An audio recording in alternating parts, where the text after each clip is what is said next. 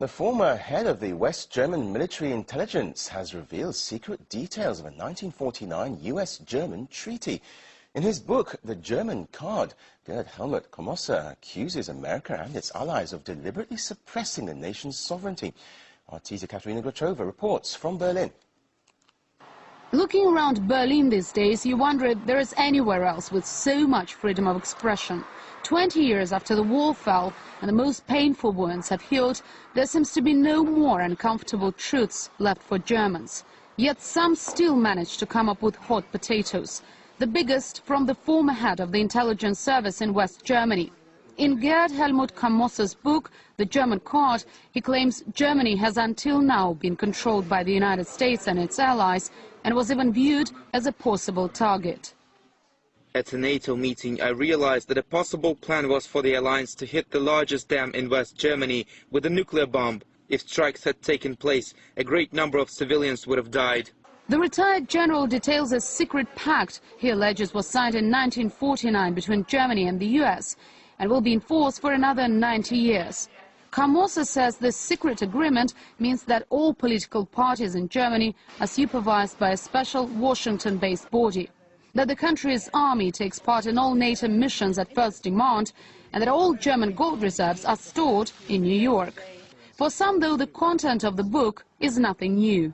Remember the proposal of Prime Minister Putin to Germany to share with Russia the natural gas trading throughout Europe.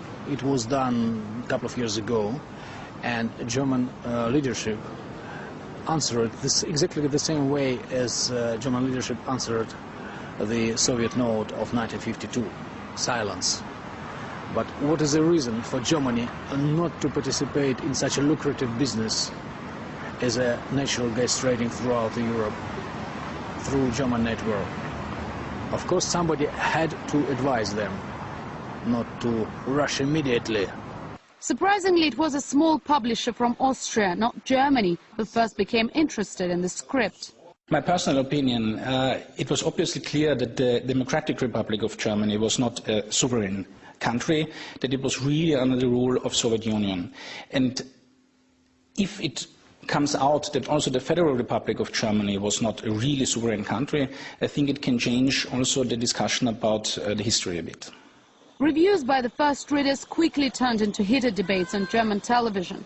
The author was bombarded with criticism for doubting democratic principles brought to the country by the West. As a result, Komossa refused to give any more interviews and has even apologized for some uncomfortable chapters in the book.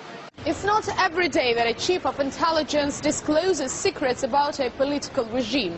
With some good promotion, this book could become a bestseller. But in Germany, its distribution is up against some difficulties. The country's biggest bookshop, Dussmann, which is also a cultural foundation, has refused to sell the book at all.